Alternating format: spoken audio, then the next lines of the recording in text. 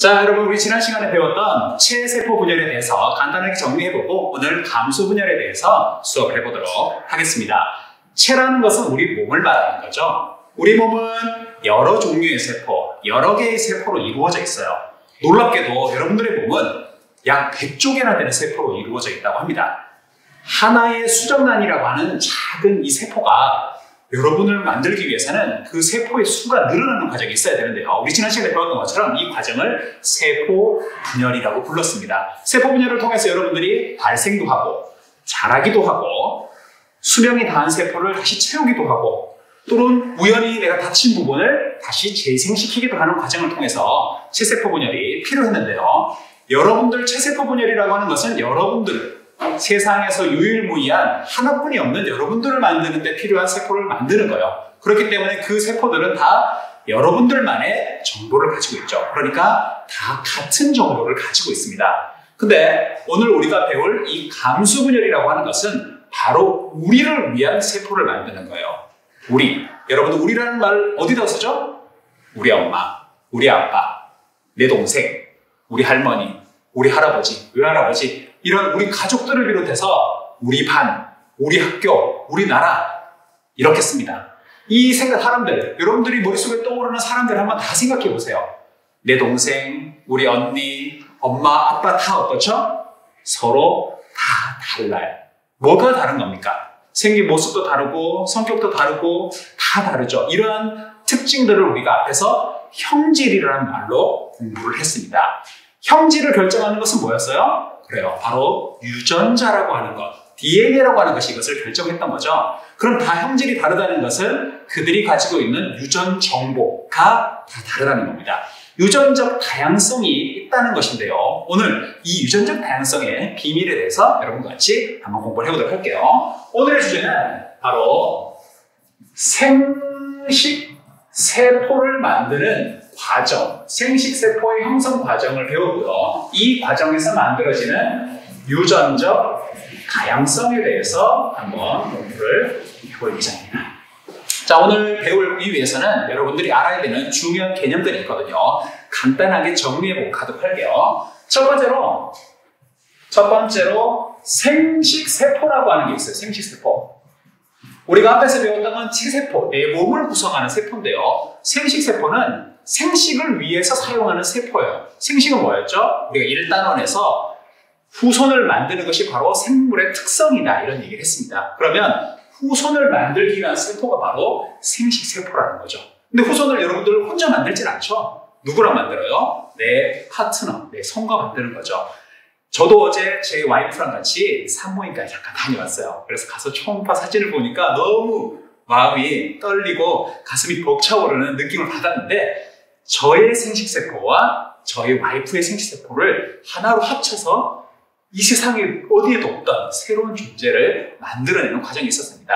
그 아이를 위해서 저도 생식세포를 형성했고 제 와이프도 생식세포를 형성했는데 이런 정자와 난자를 어떻게 만들었는지 오늘 공부를 해보도록 할게요. 자, 두 번째로 여러분들이 알고 계셔야 될 개념은 바로 이가 염색체라고 하는 거예요. 이가 염색체. 자, 두 개. 이라는 것은 두 배라는 뜻이죠. 두 배. 가라는 것은 가격 이런 말 생각할 수 있어요. 어떤 양을 말합니다. 그러면 값이 두 배의 염색차라는 건데 당연히 1 더하기 1은 2가 되는 거죠. 그러니까 무언가를 합쳐서 두 배로 만들었다 이런 뜻이 되는데요. 이따가 이가 염색차라는 용어 다시 한번 배워보도록 하고요. 그 다음으로 우리가 한번 배워볼 것이 또 나오는 이입니다. 이인데 이 배라는 것은 두 배라는 뜻이죠. 두 배. 두 배 체라는 말이 있어요. 어떤 것이 있는데 체라는 건 이제 덩어리를 말하는 건데요. 이것이 두 배다. 두 배라고 해서 이것을 어떻게 표현하냐면 EN이라고 하는 표현을 씁니다. 두 배체. 그러면 N이라는 것은 어떻게 쓸까? 여러분들 한번 생각해 볼 수 있는데요. N이라는 것은 두 배의 절반이다 이렇게 표현해요. 우리가 절반이 왠지 2분의 1 N이라고 써야 할 것 같지만 2배체라고 하는 것의 절반이다 이런 표현을 쓰는 거죠. 절반이라는 것을 반이라는 말을 쓰고요. 무엇이 반이냐? 바로 수가 반이라는 거예요. 그래서 이것을 반수체라는 표현을 씁니다. 우리 지난 시간에 배웠던 체세포 분열에서 조금 더해지는 개념들이 바로 생식세포라는 개념, 이가 염색체라는 개념, 이배체와 단수체라는 개념이 추가적으로 들어올 거예요. 방금 선생님이 간단하게 설명을 드렸는데 전체적인 과정을 보면서 이 개념들을 다시 한번 공부해 보도록 하겠습니다. 자, 우리 생식세포를 만드는 과정에서 가장 특이한 것이 바로 어떠한 수가 줄어드는 과정이에요. 수가 줄어든다. 우리가 줄어드는 것을 감이라고 하고 늘어나는 것을 증이라고 하죠. 그래서 수가 줄어든다고 해서 이것을 감수라는 표현이 있습니다. 감수. 감수를 하는 과정이 어떤 과정이냐면 세포가 나뉘어지는 과정이에요. 그래서 이것을 감수 분열이라고 하는데요. 감수 분열의 세부적인 과정을 한번 보도록 하겠습니다. 우리 지난 시간에 체세포 분열을 해서 학습을 할 때 분열을 위해서는 항상 그 전에 뭘 해야 된다고 했죠? 맞아요. 여러분들이 무언가를 하려면, 시험을 보려면 시험 전에 뭐 해? 시험 공부부터 그걸 대비하는 과정이 있어야지만 어떤 과정을 완성할 수 있다고 했어요. 마찬가지로 무언가 분열하기 위해서는 그 전에 준비하는 긴 과정이 있었습니다. 이 과정이 다음 분열과 이전 분열 사이에 있다고 해서 사이를 의미하는 한자어로 우리가 무엇이라고 불렀죠? 맞아요. 바로 감기다 이런 표현이었습니다. 감기. 감기의 긴 준비 과정을 거친 다음에 무엇을 하냐면 우리가 짧은 분열기를 거치는 거였죠. 체세포 분열에서는 이것이 반복적으로 일어났습니다. 근데 감수 분열에서는 이것이 한번 일어난 다음에 한참을 기다린 후에 다시 반복되는 과정이 일어나요. 그것은 뒤에 가서 다시 한번 정리해 보도록 하겠습니다. 이때 재밌게도 이 분열을 크게 나누어보면 연속해서 2번 분열한다는 것이 이 감수 분열의 사실 핵심적인 특징인데요. 이 분열이 크게 2가지로 나뉩니다. 하나는 1분열이라고 하는 과정이고요. 또 하나는 2분열이라고 하는 과정이 있어요. 그러니까 한 번 나누는 게 아니고 2번 나눠진다는 것이 우리가 지난번에 배웠던 치세포 분열과의 핵심적인 차이라는 거죠. 분열이 일어날 때는 세포 안에 있는 모든 것들이 다 나뉘어져요. 모든 것들이 다 나눠지기 때문에 우리가 G1기와 G2기 때 여러 가지 필요한 것들이 만들어지고 S기 때는 가장 핵심적인 유전 물질이 복제가 됐었죠. 다 나누어지지만 가장 핵심은 바로 유전 물질이 어떻게 나누어질 것인가, 이것이 핵심이라고 했습니다. 우리 지난 시간에 체세포 분열에서는 하나의 염색체가 복제가 되고 이 염색 분체가 나뉘어져서 복제된 것이 각각 들어가기 때문에 같은 세포가 만들어졌는데요.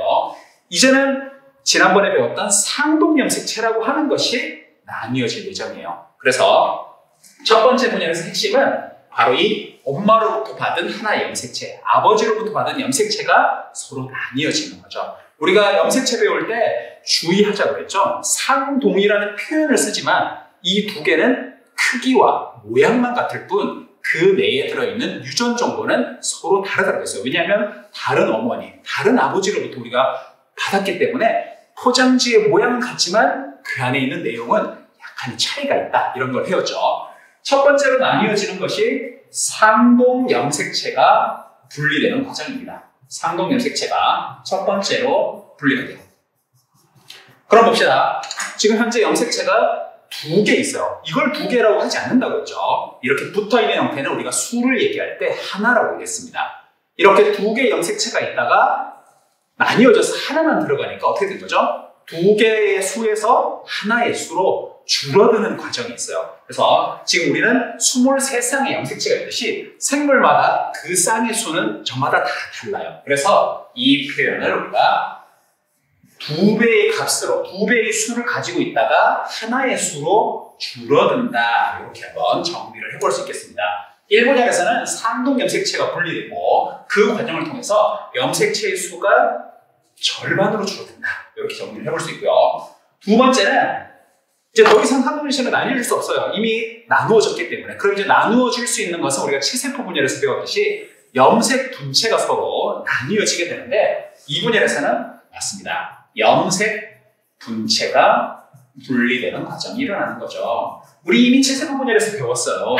이것도 하나라고 표현하고 이것도 하나라고 표현하는 거죠. 양에서는 절반으로 줄어들었다고 표현하지만 그 수에서는 이것이 결합되어 있기 때문에 하나가 된다, 이런 표현을 씁니다. 그래서 여기서 이때는 염색체의 수의 변화가 없다, 같다. 이렇게 정리를 해보겠습니다. 자, 우리 감수 분열은 복제, 감기를 거친 이후에 똑같이 분열을 하는데 이 분열이 두 번의 분열로 이루어져 있고 첫 번째 분열에선 상동 염색체가 분리되고 두 번째 분열에서 염색 분체가 분리되어서 첫 번째 분열에서 수가 줄어드는 감수라고 하는 사건이 벌어진다. 이렇게 한번 대략적으로 한번 보도록 하죠. 이 특징 때문에 이 전체적인 분열을 우리가 감수 분열이라고 부르는데요. 지난 시간에 우리가 배웠던 치세포 분열처럼 각 단계별로 한번 정리해 봅시다. 자, 세포가 분열하기 위해서는 항상 감기라고 하는 과정을 거쳐야 한다고 했어요. 우리 지난 시간에 감기의 주요한 특징들, 분열기에서는 관찰되지 않지만 감기에서는 독특하게 관찰되는 중요한 특징들 몇 가지가 있었죠. 그 중에 첫 번째로 뭐가 있었어요? 바로 유전물질을 싸고 있는 무엇이 관찰돼? 핵막이 관찰이 되더라. 그래서 여러분들 앞으로 이렇게 핵막이 그려져 있는 그림만 딱 봐도 아, 감기구나 이렇게 파악을 할 수 있죠. 감기에는 핵막으로 둘러싸인 유전물질이 있는데 이때의 유전물질은 우리가 활용을 해요. 여러분들 이렇게 책을 운반할 때는 책을 이렇게 꽁꽁 싸서 운반을 하지만 활용을 할 때는 어떻죠? 이렇게 펼쳐서 우리가 그 내용들을 관찰해줘야 됩니다.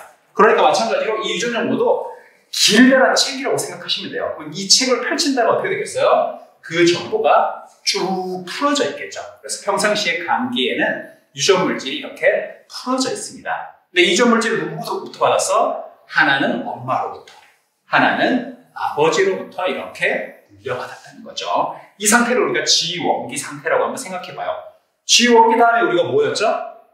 맞아요. S기라고 하는 과정으로 건너갔었죠. 이 S기의 핵심이 뭐였어? 이 유전물질을 어떻게 해? 신디시스 한다, 합성한다, 새롭게 만들어서 복제한다 이렇게 얘기했어요. 그러므로 엄마의 것을 이용해서 엄마와 똑같은 걸 하나 더 만들고 아빠로부터 물려받은 유전자를 다시 복제해서 DNA 양을 2배로 늘리는 과정이 있는 거죠. G2기로 접어들어서는 분열을 준비하면서 이제 본격적으로 분열에 들어가게 됩니다. 분열은 크게 두 가지로 나누었죠. 하나는 핵이 먼저 분열이 되고요. 이 과정을 핵분열이라고 불렀고 전체적인 세포가 나뉘어지는 과정을 세포질 분열이라고 불렀습니다. 핵분열은 다시 전, 중, 후, 말 이 네 단계로 우리가 배웠는데요. 1단계가 있고 2단계가 있으니까 어떻게 했어? 첫 번째 전기도 있고 두 번째 전기도 있겠죠. 첫 번째 전기를 우리가 전기 1이라고 부르고요. 두 번째 전기를 전기 2라고 한번 불러보겠습니다. 그러면 이 다음 과정은 우리가 첫 번째 전기로 들어가는 과정이겠죠. 간단하게 전기 1 이렇게 한번 표현을 해볼까요? 체세포 분열에서 이미 우리가 배웠기 때문에 조금 빠르게 한번 정리를 해보겠습니다. 전기에서 첫 번째 일어나는 일은 핵막이 어떻게 돼? 소실이 되거나 작은 단위로 쪼개지면서 퍼져버려서 이제는 더 이상 핵막이 관찰되지 않아요. 그런 다음에 이제 내가 본격적으로 이 물질을 운반해 갈 겁니다. 무엇으로 운반해? 방추사라고 하는 중요한 구조물로 우리가 운반할 건데요. 중심립이라고 하는 곳에서 방추사가 서서히 만들어지기 시작하죠. 그리고 언젠가는 이 안으로 들어와야 돼요. 핵막 바깥에서 만들어지는 방추사가 핵막 안에 있는 유전물질을 잡아야 하니까 그 중간을 막고 있는 핵막이 당연히 소실되어야 하는 것이겠죠. 운반을 위해서는 이것이 풀어져 있는 형태는 운반에 매우 불리할 겁니다. 그래서 이것을 잘 운반하기 위해서는 꽁꽁 싸매는 과정, 마치 이삿짐을 싸듯이 싸매는 과정이 필요한데 이것을 우리가 지난 시간에 뭐라고 불렀어? 응축이다 이런 표현이 있었죠? 응축. 응축된 형태는 마치 막대기 모양처럼 되어 있습니다. 그래서 어머니로부터 물려받은 염색체가 이렇게 응축이 되고 아버지로부터 물려받은 염색체도 이렇게 응축이 되겠죠. 큰 염색체도 있을 테고 작은 염색체도 이렇게 있을 겁니다. 자, 전기에 나타나는 현상 이렇게 한번 정리해봤는데요. 전기는 꽤나 긴 과정이에요. 그래서 초기에는 이러한 과정이 있고 점점 방추사가 길어지면서 어디에 결합을 해? 이 염색체의 중앙 부위, 동원체라고 하는 부위에 결합을 하는 거죠. 그럼 동원체에 결합하게 되면 방추사가 점점 길어지니까 양쪽에서 길어지니까 이 염색체를 이동시킬 수 있을 테고 어디까지 이동을 하는 거죠? 세포의 중앙면까지 우리가 이동을 시킵니다. 이 시기를 우리가 중기라고 부르죠. 가상의 중앙면, 이것을 우리가 적도면이라고 부르기도 하고 중기판이라고 부르기도 한다고 했어요. 이 가상의 중앙면에 염색체가 배열하게 되는데, 자, 이 전기일에서 중요한 차이점이 있어요. 지난 시간에는 이렇게 나뉘어져서 하나의 엄마의 염색체, 아버지의 염색체, 엄마의 염색체, 아버지의 염색체가 따로따로 응축이 되었다면, 감수 분열에서는 이 염색체가 따로따로 되어 있는 것이 아니라 이 부분, 자신의 상동 염색체와 딱 들러붙는 과정이 일어납니다. 앞에서 배웠던 것과 조금의 차이가 있죠? 이렇게 자신과 동일한 형태의 상동 염색체와 단단히 들러붙는 과정이 일어나요. 그래서 마치 기존의 염색체보다 2배로 커 보이는 염색체가 관찰이 되는데, 이 염색체를 우리가 이가 염색체라고 부르는 거죠. 이가 염색체. 이가 염색체가 왜 만들어지지? 아마 여러분들 질문을 할 수 있습니다. 이가 염색체가 형성되는 원인에 대해서 우리 교과서에서 자세히 설명해 주진 않고 있어요. 그래서 궁금한 친구들은 나중에 선생님이 바로 한번 설명을 드리도록 하겠습니다. 근데 이것만 알아주시면 돼요. 이가 염색체가 형성되는 과정이 감수분열 과정이죠. 감수분열의 가장 핵심적인 목적은 뭐야? 유전적인 다양성을 만드는 게 핵심이에요. 그래서 이 이가 염색체를 만드는 것도 나중에 여러분들이 공부를 더 하시겠지만 유전적 다양성을 더욱 확대하기 위한 과정 중에 하나다. 이 정도로만 기억하시고요. 나중에 좀 더 공부를 해보시면 되겠습니다. 그럼 만약 이렇게 합쳐진 것이 배열된다면 조금 차이가 있겠죠? 이렇게 이가 염색체가 이런 식으로 배열이 됩니다. 여기도 이렇게 배열이 됐죠? 이렇게 다음 추세가 길어짐에 따라서 염색체가 중앙에 배열되어 있는 시기를 우리가 중기 1이라고 불러줄 수 있습니다. 자, 그럼 이제 나누어지게 될 텐데 여기서 잠깐 한번 살펴볼게요. 지금 붉은색의 염색체가 왼쪽에 있고 파란색의 염색체가 오른쪽에 있어요. 근데 그거는 제가 그렇게 그렸기 때문이고, 어느 것이 왼쪽에 배치되고 어느 것이 오른쪽에 배치될 건가는 생식세포가 만들어지는 과정마다 서로 달리 이루어집니다. 즉 랜덤한 과정이라는 거죠. 어떤 경우에는 왼쪽에 있고 어떤 경우에는 오른쪽에 있고 하기 때문에 그 배치에 따라서 최종적인 결과가 조금 차이가 나요. 그건 우리가 뒤에 가서 다시 한번 정리를 해보도록 합시다. 중기 1이 왔으니까 이제 후기 1과 말기 1을 빠르게 한번 정리해 볼게요. 후기는 방추사가 짧아지는 과정이죠. 방추사가 이렇게 짧아진다면 각각의 염색체가 이렇게 양쪽으로 이끌려갈 수 있을 것입니다. 각각의 염색체가 양쪽으로 이렇게 이끌려가게 되면 이제 각각의 염색체를 담는 과정으로 마무리되겠죠. 후기 1로부터 말기 1로 이제 세포질이 좁아지는 과정. 동물세포에서는 이렇게 이 중앙이 세포질이 함입되는 과정을 통해서 세포질 분열이 일어난다고 했고요. 말기에는 새로운 딸핵이 형성이 되고 최종적으로 이 세포가 서로 나뉘어지게 됩니다. 자, 여기서 우리가 중요하게 다뤄볼 것은 여기에서는 지금 염색체의 수가 4개 밖에 그리진 않았어요. 사실은 사람이라고 한다면 여기에 46개가 있겠죠. 근데 그것이 각각 따로 나누어지게 되면 어떻게 되겠어요? 여기에서는 46개의 염색체가 있는데 여기에서도 마찬가지 아직까지는 46개인데 나누어지게 되면 이제 23개의 염색체로 나누어지게 됩니다. 그리고 왼쪽에 있는 염색체와 오른쪽의 염색체는 크기와 모양이 같은 상동 염색체지만 그 안에 들어있는 유전 정보는 서로 다르다고 했어요. 서로 다르니까 당연히 새롭게 만들어지는 딸세포도 유전적으로 다 같은 딸세포가 만들어지는 게 아니라 유전적으로 다른 딸세포가 만들어진다. 이렇게 유전적으로 다른 딸세포가 한 번만에 만들어진 게 아니고 그 다음에는 또 다른 게 만들어지고 그 다음에 또 다른 게 만들어지니까 내가 만들어질 때마다 각각이 다 다르게 됩니다. 그러면 우리가 생식세포를 다수 만든다면 그 다수의 생식세포가 다 다른 정보를 갖게 된다는 거죠. 2분열은 1분열과 매우 똑같지만 한 가지 차이만 있기 때문에 조금 더 빠르게 정리를 해보도록 합시다. 마찬가지로 2분열도 방금 배운 세포가 전기, 중기, 후기, 말기로 이루어질 겁니다. 그 과정은 이제 그림을 그리지 않고 전기 2, 중기 2, 후기2, 말기2, 딸세포 이렇게 만들어지는 과정을 거치겠죠. 이때 핵심은 나머지는 다 거의 같으니까 한 가지만 정리를 해보자면 중기 1에서 후기 2로 넘어갈 때, 중기 2에서 후기 2로 넘어갈 때 무엇이 분리돼? 1분열에선 상동 염색체가 분리돼야 하는데 여기에서는 염색 분체가 분리가 된다. 그럼 아마 이렇게 생각할 거예요.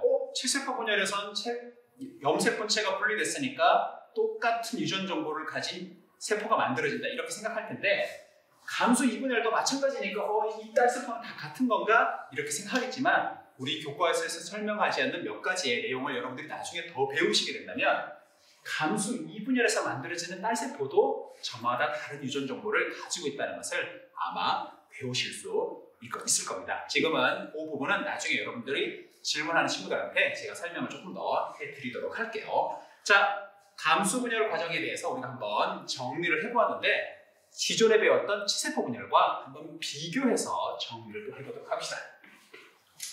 자, 우리가 기존에 배웠던 체세포 분열과 오늘 배운 이 감수 분열을 한번 비교해 보도록 합시다. 첫 번째로 분열이라고 하는 것은 목적이 있겠죠. 목적이 체세포 분열의 목적은 뭐예요? 생장이나 혹은 발생 혹은 재생과 같은 목적을 가지고 있을 거예요. 근데 생식세포를 만드는 목적은 뭐예요? 바로 생식이라고 하는 하나의 목적을 가지고 있겠죠. 이 목적을 달성하기 위해서 저마다 조금 다른 분열 방식을 가지고 있어요. 그 중에서도 가장 차이가 나는 것이 한 번 DNA를 복제한 이후에 몇 번 분열할 것인가, 이것은 차이가 있는데요. 체세포 분열에서는 몇 번 분열해서 한 번 분열하더라. 다음 분열을 위해서는 다시 DNA 복제가 일어나야 했어요. 근데 생식세포 분열에서는 2번 복제가 일어납니다. 자, 세 번째로, 그러면 복제 횟수에 따라서 만들어지는 딸세포의 수가 있겠죠. 딸세포의 수가 한 번 분열하니까 몇 개 만들어져요? 2개 만들어진다. 생식세포 분열에서는 2번 분열하니까 4개의 딸세포가 만들어진다. 자, 네 번째로, 이 딸세포에 유전 정보가 있겠죠. 유전 정보. 체세포 분열의 목적은 나를 구성하는 한 명의 개체를 구성하는 세포를 만드는 것이기 때문에 유전 정보가 모두 동일하다.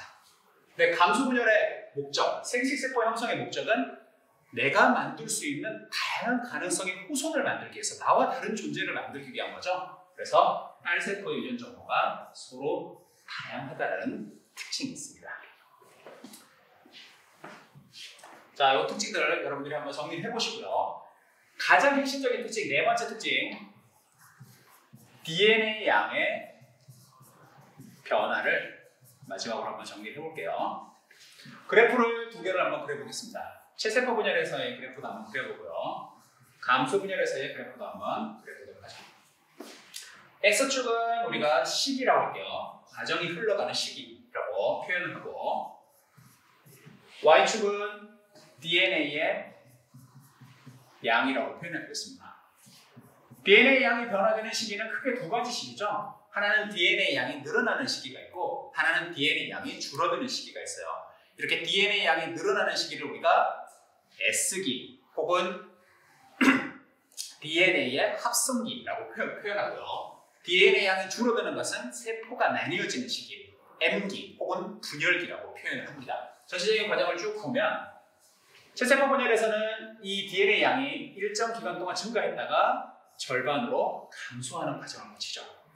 이때 첫 번째 과정을 우리가 G1기라고 한다면 G1기가 끝나고 나서 S기, G2기로 왔다가 마지막으로 M기를 통해서 다시 분열하고 G1기로 순환하는 과정을 거칩니다. 이것을 우리가 세포주기라고 그러죠. 이때 이 M기에서 나뉘어지는 것은 뭐였어? 염색 분체가 분리되는 과정이었습니다. 염색분체의 분리가 일어나기 때문에 수의 변화가 없어요. 처음에 이 ND를 가지고 있었다면 그대로 이 ND를 가지고 있는 거죠. 감수분열은 한 번 복제가 이루어진 다음에 연속해서 두 번 분열하는 것이 중요한 특징이었습니다. 처음 준비하는 시기는 G1기가 될 테고요. G1기, S기, G2기까지는 똑같은데 두 번의 분열이 있고 생식세포가 형성이 되는 거죠. 그러면 첫 번째 분열에서는 뭐가 나뉘어져서 상동염색체가 분리가 된다. 이때는 어떻게 돼? 2N의 개수에서 N의 개수로 줄어들더라. 이것을 우리가 감소라고 표현했고요. 두 번째에서는 뭐가 나뉘어서 염색분체의 분리가 일어난 거죠. 이 염색분체의 분리는 수의 변화가 일어나지 않는다. 자, 중간에 제가 한번 설명을 드리긴 했는데 이 감수분열에서의 목적, 핵심은 바로 딸세포의 유전적인 다양성이라고 했습니다. 그러면 얼마만큼 다양해지는지, 그 수는 어떻게 되는지 그 이야기를 하고 오늘 마무리 지어보도록 할게요. 자, 중기의 두 종류의 세포를 한번 그려보도록 합시다. 중앙에 염색체가 분리될 텐데요. 엄마의 염색체가 왼쪽에 배열됐다면 아빠의 염색체는 오른쪽에 배열될 겁니다. 마찬가지로 여기서도 작은 엄마의 염색체가 왼쪽에 배열되었다면 작은 아버지의 염색체는 오른쪽에 배열되는 거죠. 근데 이것이 규칙적인 것이 아니고 랜덤하다고 했어요. 그러면 이러한 상황도 있을 수 있지만 어떤 상황도 있을 수 있냐면 큰 염색체는 왼쪽과 같지만 작은 염색체 중에 파란색이 왼쪽에 배열되는 경우도 있다는 거죠. 그럼 이 세포가 감수분열을 완전히 마무리 지어서 4개의 딸세포로 만든다. 이 세포도 마찬가지로 감수분열을 완료하여서 4개의 딸세포를 만든다고 생각해 봅시다. 그러면 각각 어떤 염색체가 들어가는지 한번 정리해 볼게요. 큰 붉은 염색체는 왼쪽으로 들어가요. 그러니까 여기에 배치가 되겠죠. 그러면 큰 파란색 염색체는 오른쪽에 배열될 겁니다. 작은 염색체도 작은 붉은색 염색체는 왼쪽으로, 작은 파란색 염색체는 오른쪽으로 배치가 되겠죠. 오른쪽도 마찬가지로 정리해 볼게요. 오른쪽도 큰 붉은색 염색체는 왼쪽에 배정이 될 거고요. 큰 파란색 염색체는 오른쪽에 배정이 될 겁니다. 파란색의 작은 염색체는 왼쪽에 배치되고요. 붉은색 염색체는 오른쪽에 배치되죠. 그럼 여러분들 한번 전체적인 경우의 수를 한번 볼게요. 이놈하고 이놈하고는 같은 경우죠. 얘하고 얘하고도 같은 경우고 이것과 이것도 같은 경우고 이것도 같은 경우입니다. 그러면 첫 번째 경우의 수, 두 번째 경우의 수, 세 번째 경우의 수, 네 번째 경우의 수. 지금 보시면 두 개의 염색체로 어떻게 배열을 하느냐에 따라서 총 4개의 가지수가 나와요. 4개라는 것을 우리가 달리 표현해 보자면 2의 제곱이라고 표현해 줄 수 있겠죠? 이 제곱이라고 하는 것이 바로 염색체의 쌍의 수가 됩니다. 몇 개의 염색체를 종류를 가지냐에 따라서 내가 만들어낼 수 있는 생식세포의 종류가 결정이 된다는 거죠. 그러면 수리적으로 한번 정리해볼까요? 우리가 지금 46개, 23쌍의 염색체를 가지고 있어요. 그렇다면 우리가 이 염색체의 배열을 통해서